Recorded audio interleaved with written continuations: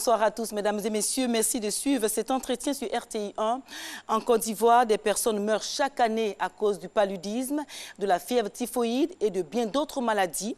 Selon les analystes, l'une des raisons de ce constat demeure l'accès aux soins de santé encore difficile. Une situation essentiellement liée à la précarité des conditions de vie des populations. En réponse, le gouvernement lance un vaste programme sanitaire à travers tout le pays. Il s'agit de la CMU, la couverture maladie universelle. Il est question en effet de garantir à tous un égal accès à la santé de qualité. Débutée en 2014 par les enrôlements, la phase expérimentale de la CMU a été entamée en 2017 avec des étudiants. Alors, quel est donc l'état des lieux après la phase pilote? Où en est-on exactement avec le programme de la CMU? Pourquoi la mise en œuvre de la CMU tarde? L'entretien de ce jour avec Karim Bamba, directeur général de la CNAM, la Caisse nationale d'assurance maladie, structure chargée de porter le projet de la CMU, nous permettra, mesdames et messieurs, d'élucider certaines questions restées bien souvent en suspens. Alors, bonsoir, monsieur le directeur général de la CNAM. Bonsoir. Bienvenue dans cet entretien. Alors, l'histoire de la CMU commence en mars 2014 par l'adoption d'une loi instituant la couverture maladie universelle en vue d'assurer un égal accès aux soins de santé à l'ensemble des populations. Alors, au-delà de ce que nous savons, qu'est-ce qui a motivé fondamentalement la mise en œuvre du programme de la CMU? Bien, merci, madame. Comme vous le dites, l'histoire de la CMU commence en mars 2014. Mais moi, je vous dirais que ça a commencé bien avant. Ça a commencé bien avant. D'abord, il y a eu un acte politique, n'est-ce pas, du président de la République, alors candidat, qui, dans son ambition pour la Côte d'Ivoire, s'est engagé à faire en sorte que toutes les populations résidant dans ce pays puissent accéder à des soins de santé de qualité au moins de coût. Ça, c'est le premier acte fort, donc ça a commencé avant 2014. Donc, autrement dit, c'est une promesse de campagne qui se réalise. Qui se réalise. D'accord. Voyez. Et donc, depuis cette date, le processus suit son cours.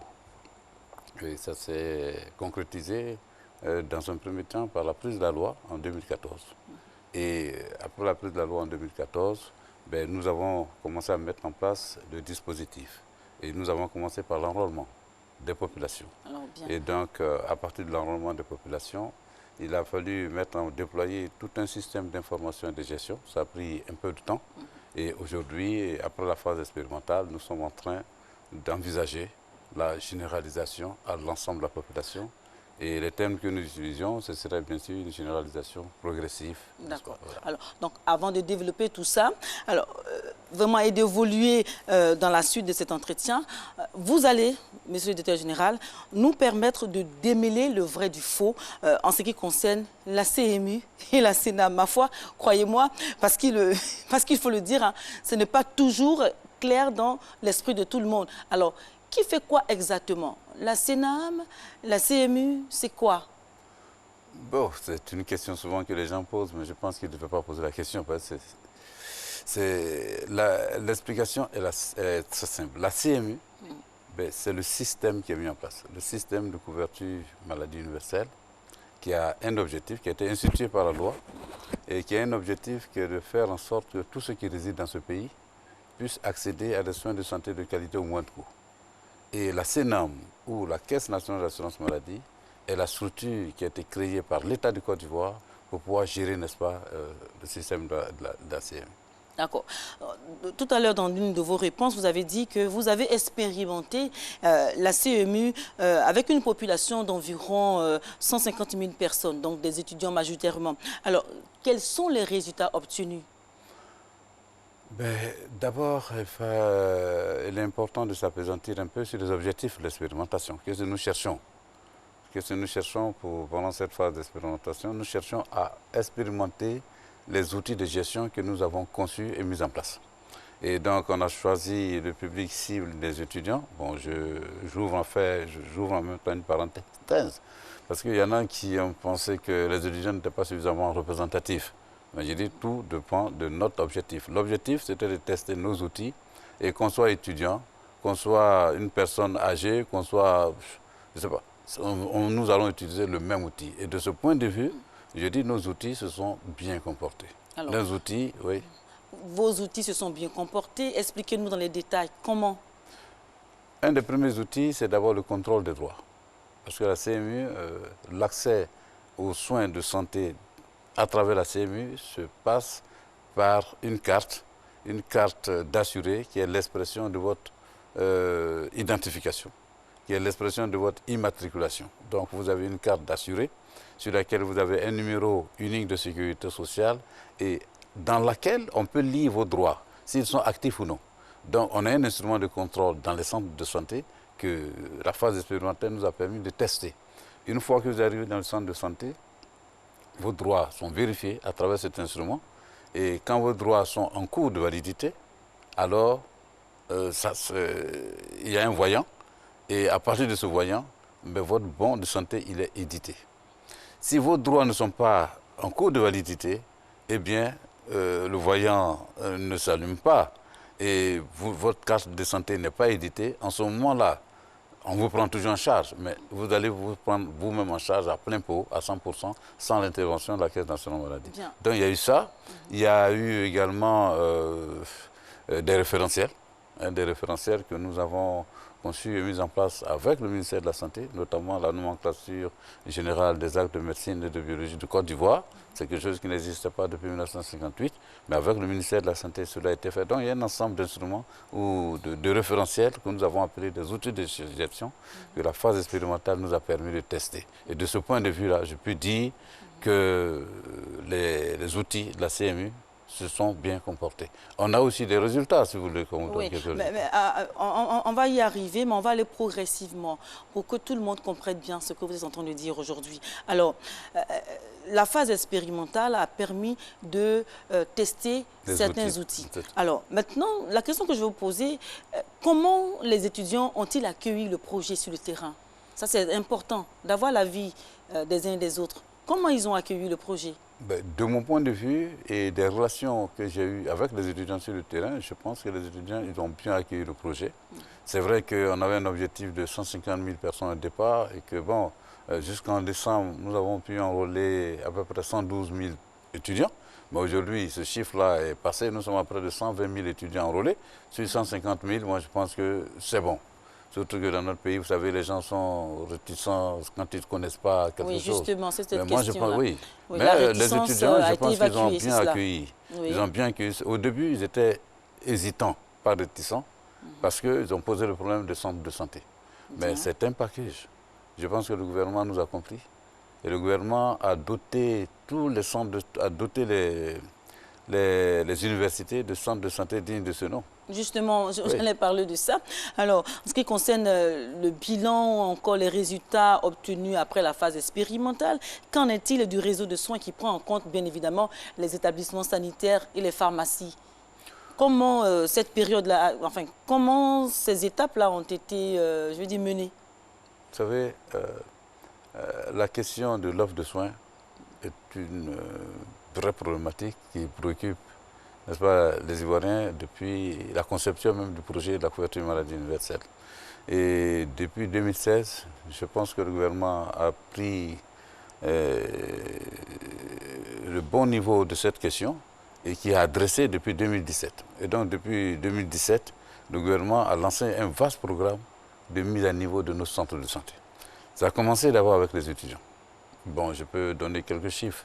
Environ 2,2 milliards que le gouvernement a injecté pour transformer les dispensaires des étudiants en de véritables petites cliniques. Et c'est des choses qui existent, on peut aller vérifier. Aujourd'hui, je pense que nos étudiants sont dotés de centres de santé vraiment dignes de ce nom, avec même un laboratoire d'analyse, ce qui n'existait pas. Et ce processus va se poursuivre sur l'ensemble du pays. Et je sais que le gouvernement, au niveau financier, a dégagé une enveloppe de près de 800 milliards de francs pour réhabiliter tous nos centres de santé. Mais c'est un processus, c'est un programme jusqu'en 2020. Et ce que j'ai l'habitude de dire, c'est que jusqu'en 2020, le visage de nos centres de santé en Côte d'Ivoire va changer de façon qualitative.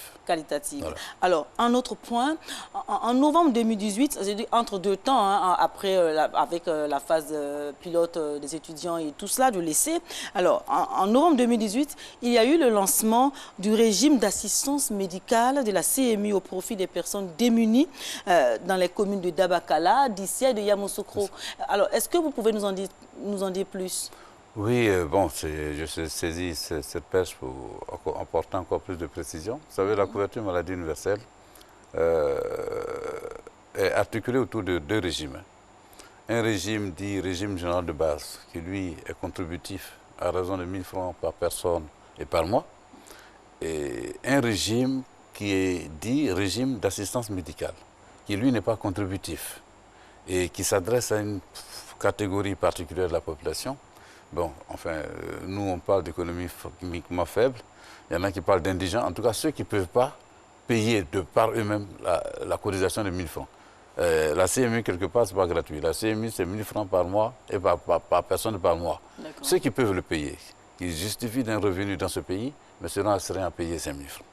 Mais ceux qui ne peuvent pas payer du tout, parce qu'il y en a effectivement qui ne peuvent pas payer, et ceux-là, l'État nous a dit, il faut les identifier.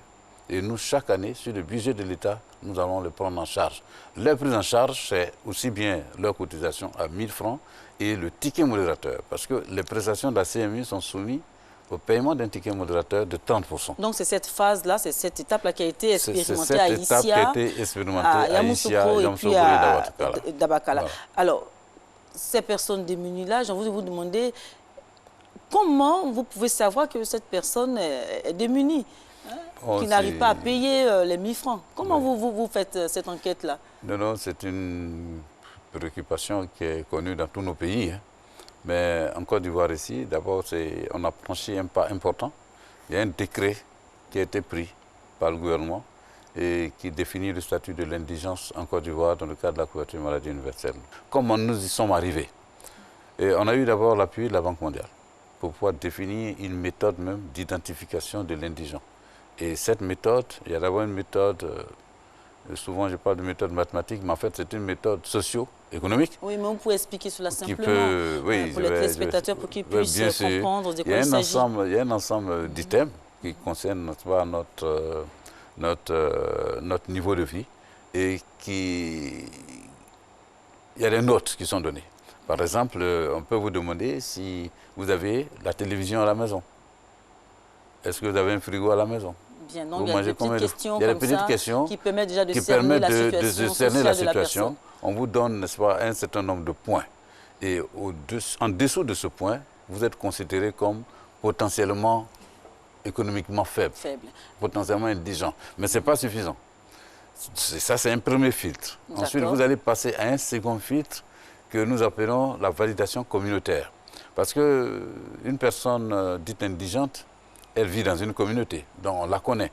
Et donc, ce premier résultat, eh bien, les gens qui sont identifiés dans ce premier résultat sont appelés devant des leaders communautaires, devant des associations, en tout cas les gens de la commune, pour dire, bon voilà, nous avons identifié telle personne comme étant potentiellement indigente. Est-ce que vous la connaissez? Est-ce qu'elle est indigente?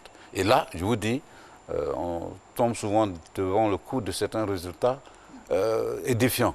Il y a des gens qui disent, non, mais enfin, lui, il ne peut pas être indigent, puisqu'il a telle chose. En ce moment, on fait le filtre, et ceux qui restent vont subir maintenant une enquête sociale. Une enquête sociale, et au bout de tout ça, vous êtes retenu sur la liste des indigents, et cette liste qui sera renouvelée chaque année. Parce que la situation d'indigent, ce n'est pas quelque chose de figé, ça va évoluer. Voilà. Alors, vous avez dit tantôt que la phase expérimentale est un succès. Peut-être ce n'est pas vos mots, mais c'est ce que j'ai pu comprendre dans ce que vous avez expliqué. Oui. Voilà. Alors, les difficultés rencontrées, comme vous l'avez si bien dit, on peut être surmontées. Alors, oui. Monsieur le directeur général, est-ce que vous voulez nous dire que la mise en œuvre à l'échelle nationale de la CMU devient possible? Je l'ai dit, je le redis, avec force, la mise en œuvre de la CMU au niveau national devient possible. Vous savez, la grande préoccupation que les gens expriment à l'hôpital, mais l'hôpital, ça va s'améliorer. Mais justement, on va y arriver. D'accord, aujourd'hui, on soigne les gens en Côte d'Ivoire. On va y arriver. Pas désespérer. Alors, donc, la phase pilote de la CMU, vous avez dit à cibler les étudiants. Alors, pensez-vous, vous l'avez peut-être dit tout à l'heure, pensez-vous que cette frange de la population-là est assez représentative de l'ensemble des Ivoiriens? Je l'ai dit, on m'a souvent posé cette question. Oui, mais là, on vous pose la question. Ce n'était pas une question de représentativité que nous recherchions. Ce que nous recherchions, est-ce que le système que nous avons conçu marche? Est-ce que les outils que nous avons conçus marchent? Et je vous dis que les outils que nous avons conçus marchent. C'est ça le plus important. Qu'on soit étudiant, qu'on soit fonctionnaire, qu'on soit travailleur d'une entreprise, nous allons utiliser les mêmes outils. De ce point de vue-là, ça marche. Je dis alors on peut aller, n'est-ce pas, à la généralisation. Mais cette généralisation, nous l'avons dit, nous allons aller progressivement, de façon prudente. D'accord. Voilà. Alors, vous allez aller progressivement. De façon prudente. Voilà. Alors, quelles sont les personnes ciblées et comment va se faire le recouvrement des cotisations? Et c'est là qu'on attend vraiment la CNAM, votre structure. Alors, comment vous allez faire tout ça? Expliquez-nous. Ben, les personnes ciblées. La cible de la CMU d'abord, sachez que c'est tous ceux qui résident dans notre pays. Ivoiriens comme non-ivoiriens. Tous ceux qui résident en Côte d'Ivoire sont éligibles à la couverture maladie universelle. Et par rapport à ces différentes catégories de la population, nous avons identifié des travailleurs du secteur formel, public et privé, ceux sur lesquels les prélèvements peuvent se faire à la source.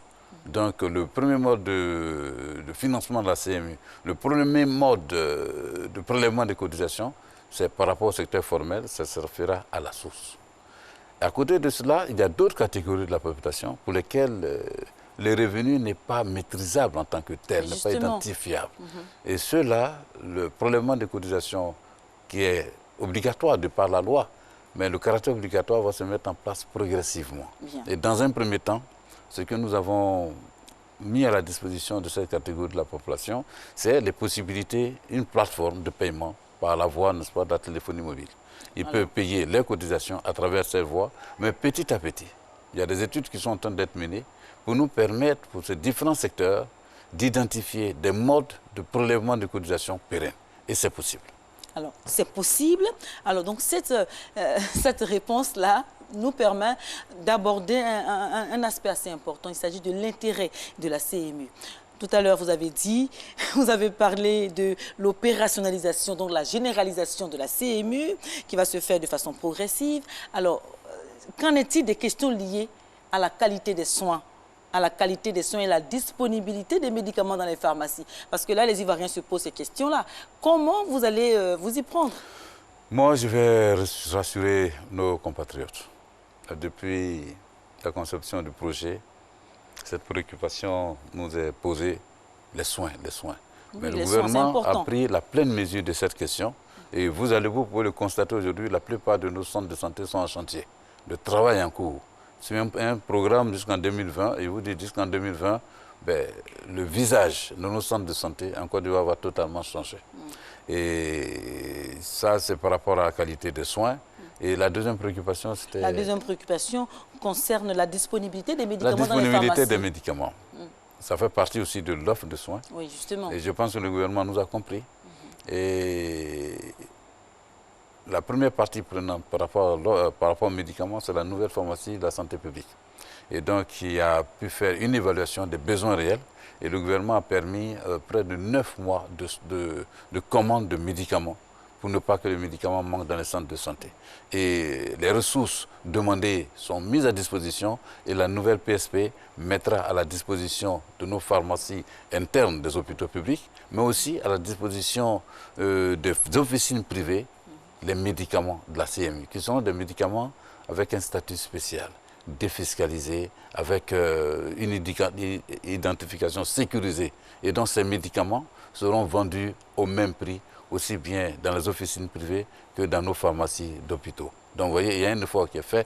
Et de ce point de vue-là, je peux rassurer nos compatriotes pour dire, au lancement de la CMU, la phase des prestations de la CMU en octobre, eh bien, il n'y aura pas de soucis. Alors, il n'y aura pas de soucis. Voilà. Je vais bien le croire. Alors, il faut le croire. Oui, nous croyons, nous espérons qu'il n'y aurait pas de soucis. Alors, Qu'est-ce qui est fait exactement au niveau du personnel de santé? Vous avez parlé de la qualité des soins, c'est vrai. Est-ce qu'il y a eu des recrutements au niveau du personnel de santé pour éviter que les agents de santé soient submergés par la charge du travail, ou encore qu'il y ait des malades qui soient là et qu'il n'y ait personne pour s'occuper d'eux? Toutes ces préoccupations ont été prises en compte et nous avons fait un atelier national dans le mois de février ou mars à l'Hôtel d'Ivoire, ce qui nous a permis d'identifier ces problématiques. Et concernant le personnel de la santé, les problèmes sont bien fixés. Il faut une répartition équitable du personnel de la santé sur toute l'étendue du territoire. Parce que quand la région d'Abidjan prend 80% des personnels de la santé par rapport aux autres, non. Je pense que le ministère de la Santé est bien conscient de cela. Oui. Des efforts sont en train d'être faits pour qu'il y ait un redéploiement de ce personnel-là. Donc, dans un premier temps, ce qui est en train d'être fait, c'est vraiment d'identifier les vrais besoins en ressources humaines dans nos centres de santé. Et ensuite, je pense qu'il y a... C'est un aspect assez essentiel. C'est important, voilà. C'est très important. Voilà, le recrutement des agents de santé, de tous ceux qui travaillent pour le bien-être, pour la santé des Ivoiriens. Il ne faut pas qu'il y ait un malade, 2, 3 malades qui s'entassent dans les couloirs des hôpitaux, des centres de santé. Absolument. Non, mais je pense que le ministère de la Santé a bien pris la pleine mesure de cette question. Les besoins en ressources humaines ont été identifiés et c'est sur la base de ces besoins-là que la mise à disposition des ressources humaines va se faire. Je pense que les formations sont en cours, il y a déjà des ressources humaines déjà en activité, mais il y aura un redéploiement de tout cela sous l'égide du ministère de la Santé qui sera fait pour faire en sorte que dans tous nos centres de santé, on ait le personnel, on ait la ressource humaine adéquate pour pouvoir administrer les soins, n'est-ce pas, à nos populations. Alors, dans le même sens, quelles sont les prestations auxquelles auront droit les souscripteurs? Tous ceux qui seront dans le programme de la CMU, quelles sont les prestations qui leur seront réservées? La CMU propose, en tout cas, envisage de mettre à la disposition de populations un certain nombre de populations, un certain nombre de prestations qui vont de la consultation. De la consultation, il y a les médicaments. Il y a les médicaments, il y a les différents examens aussi paracliniques, radio, biologie. Il y a des cas de chirurgie pour les maladies qui sont dans le panier de soins. Il y a des cas d'hospitalisation. Et en décembre dernier, nous avons négocié avec le ministère de la Santé vraiment des tarifs, je dirais, préférentiels pour les assurés de la couverture maladie universelle. Et donc, le panier de soins de la CMU, pour l'instant, il ne comprend pas certaines maladies, notamment les maladies chroniques. Mais ce n'est pas définitif. Oui, c'est un premier panier de soins. Oui, c'est une question de coût. Il faut maîtriser les charges. Parce que le système que nous sommes en train de mettre en place, la première préoccupation pour nous, en tout cas la première exigence, c'est de faire en sorte d'équilibrer nos charges avec nos ressources. J'ai envie de vous poser la question, mais pendant ce temps, c'est ceux qui sont malades de maladies chroniques, enfin, la maladie continue de faire son travail dans leur corps. C'est pour cela que... On pourrait faire un effort pour essayer vraiment de joindre au panier de soins cette problématique-là. Ce n'est pas exclu. Pour l'instant, nous ne pouvons pas nous engager à prendre en charge les maladies chroniques. Vous savez, on a les coûts, on a les chiffres, on a les chiffres. Mais ce n'est pas que le panier de soins exclut totalement. Dans un premier temps, nous avons mis en place un panier de soins que nous pouvons financer sur la base de 1000 francs. N'oubliez pas que la loi a prévu un appui parafiscal à la couverture maladie universelle. Donc, des propositions seront faites au fur et à mesure que les ressources additionnelles seront apportées à la couverture maladie universelle. Eh bien, le panier de soins de la CMU va s'ouvrir.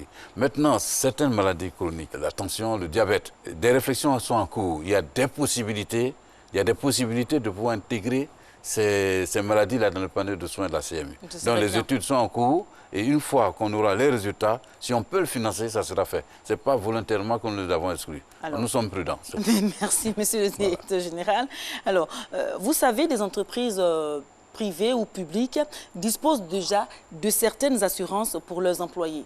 Nous avons le cas de la MUGEFSI pour les fonctionnaires du public. Alors, n'y aura-t-il pas conflit avec la CMU à ce niveau-là? Non, il n'y aura pas de conflit. Je vais vous donner un chiffre qui est différent. Voyez-vous, en Côte d'Ivoire ici, tous ceux qui peuvent prétendre avoir une telle assurance. Vous avez parlé de la MIGESI pour les fonctionnaires, vous avez parlé des assurances privées pour ceux qui travaillent dans les entreprises privées. Oui.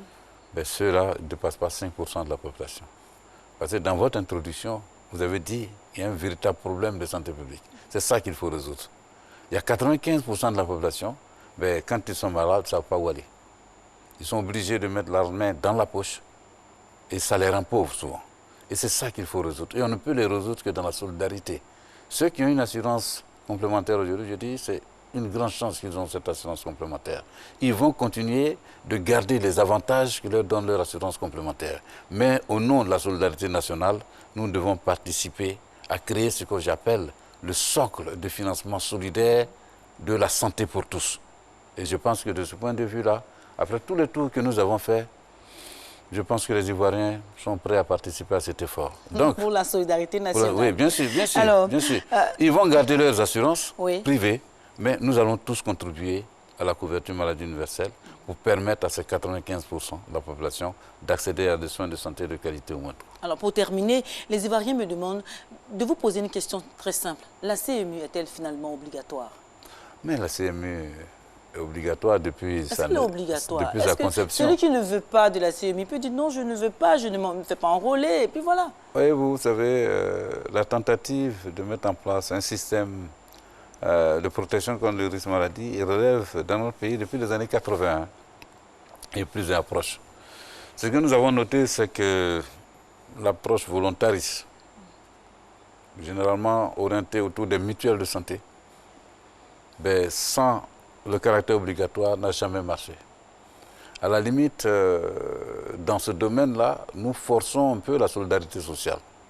Et partout, tous ces systèmes ont été mis en place, ben, c'est quand il y a eu un caractère obligatoire. Donc, la couverture maladie universelle, de par les dispositions de la loi, est un système national obligatoire de couverture contre le risque maladie.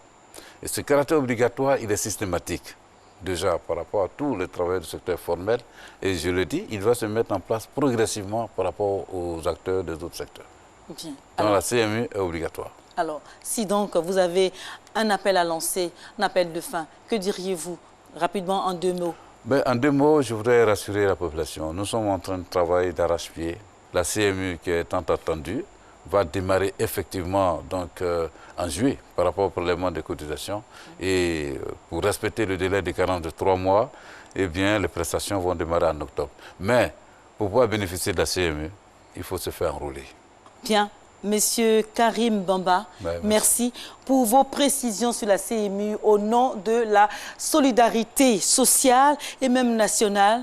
Merci d'être venu sur le plateau de cet entretien pour vraiment nous donner toutes ces précisions et de vous prêter à cet exercice de questions-réponses. Mesdames et messieurs, merci d'avoir suivi cet entretien sur RTI1. Je rappelle que vous êtes le directeur général de la CNAM, la Caisse nationale d'assurance maladie, la structure qui est chargée de mettre en œuvre le programme de la CMU, la couverture maladie universelle. C'est donc la fin de cet entretien. Merci de l'avoir suivi et restez avec nous sur RTI1.